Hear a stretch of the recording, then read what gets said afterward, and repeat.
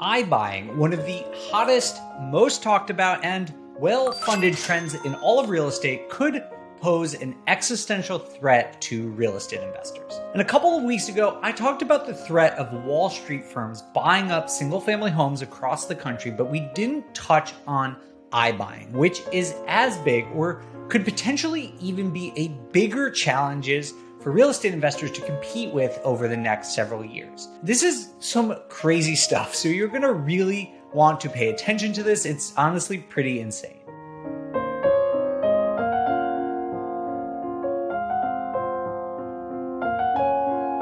What's up, everyone? My name is Dave Meyer. I am a real estate investor and the Vice President of Data and Analytics at BiggerPockets. And today we are going to dive into the world of iBuying. We'll talk about what it even is in the first place, what traction it has to date, and we'll take a hard look at how iBuying could upend real estate investing as we know it. Do me a favor and hit that like button so I can keep making more videos that help inform your investing decisions. Okay, so what is iBuying anyway? iBuying is a term that describes the efforts of several tech companies who are trying to change the way homes are bought and sold. Specifically, they are trying to make it simple for homeowners to sell their home by offering instant cash offers. The idea is that the whole world is going towards one touch. You can check out on Amazon with one click, you can order rides with one click, and you get it. You know the kind of world we're living in. So why not sell homes in one click? The companies that do this, like Zillow, Redfin, and Opendoor, just to name a few, already know the value of their homes.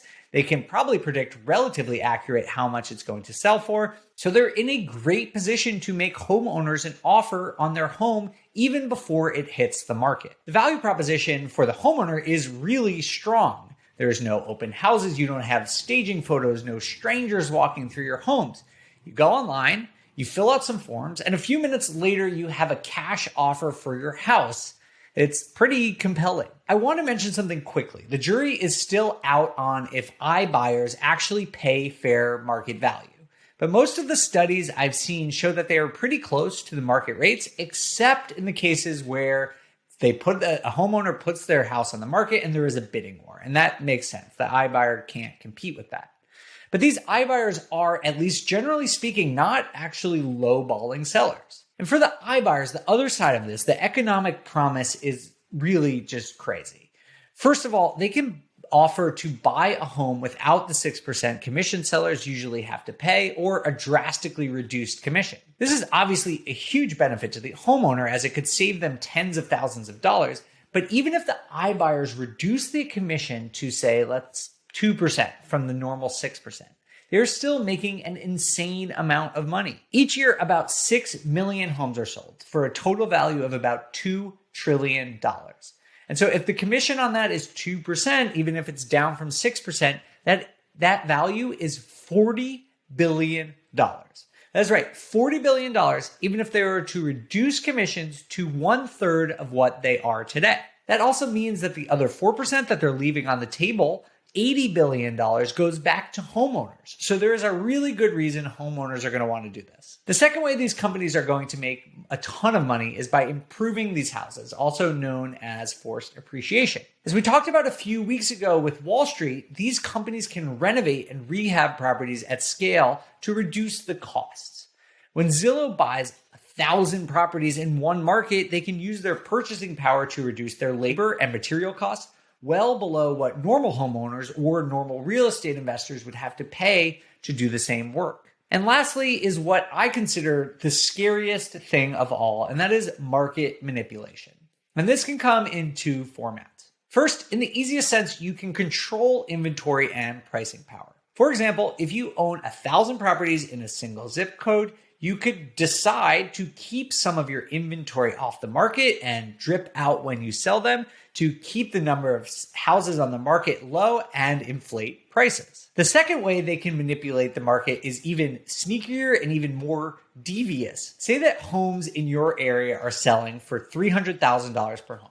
Now, an iBuyer comes in and starts buying up houses at market value. Homeowners are getting $300,000 a pop and everyone is happy. Maybe they buy 180 homes in this market. But then all of a sudden, the iBuyer starts paying over market value. All of a sudden, the iBuyer purchases 20 more homes, but this time they pay $350,000 per home. That's weird, right? Why would they do that? Didn't they just waste $1 million by overpaying $50,000 on 20 homes? Not exactly. See, when homes are about to sell, agents, or in many cases now algorithms, look at comparables, otherwise known as comps. Comps are basically just similar homes in your market that have sold recently.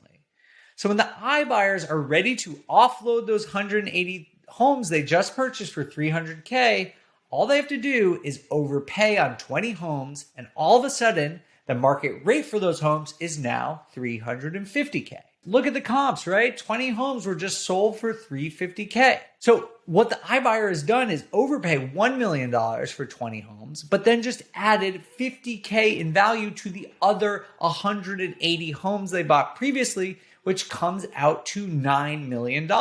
Even once you subtract the $1 million loss they had up front, they still came out ahead by $8 million. That is not necessarily what is happening yet, but that is absolutely what can happen. If an iBuyer gets big enough or concentrates their resources into a specific market, they can have pricing power over that market. It is honestly pretty scary stuff. Luckily, at this point, iBuying remains a very small portion of the overall housing market. It's estimated that only about 0.5% of all homes sold are currently sold to an iBuyer. But that number is expected to increase to about 10% by 2030. And they may not sound like a ton, 10%, but these companies are not buying properties equally all over the country. They're going to concentrate their efforts in markets where they can get the best return. Now, in many cases, this means they'll be attacking the markets that small real estate investors are also interested in. So altogether, I think iBuyers pose a huge challenge for real estate investors going forward. First and foremost, they are going to compete for inventory.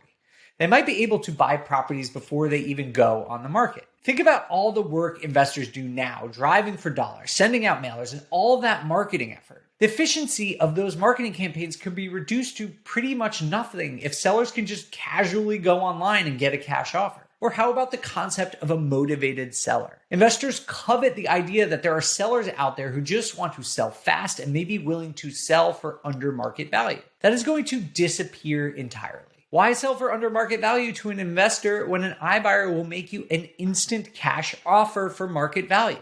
Lastly, iBuyers could beat investors at their own game by renovating properties at much lower costs and pass on those savings to the eventual buyers. That could really squeeze margins for anyone who's doing fix and flips or perhaps even BRRRR projects. Listen, all of this doom and gloom, I know there's a lot of it right now. All of it is still a few years out. These companies are still operating on a relatively small scale, and according to recent filings, Zillow is still losing money on their iBuying programs. But this is something that we all need to pay attention to. Short of some sort of regulatory action to slow these companies down, I expect these companies to keep on buying and growing in a way that could be a genuine threat to small real estate investors like you and me. Okay, everyone, that is it for me this week. I'm Dave Meyer with BiggerPockets, and I will see you all next week. Thanks for watching.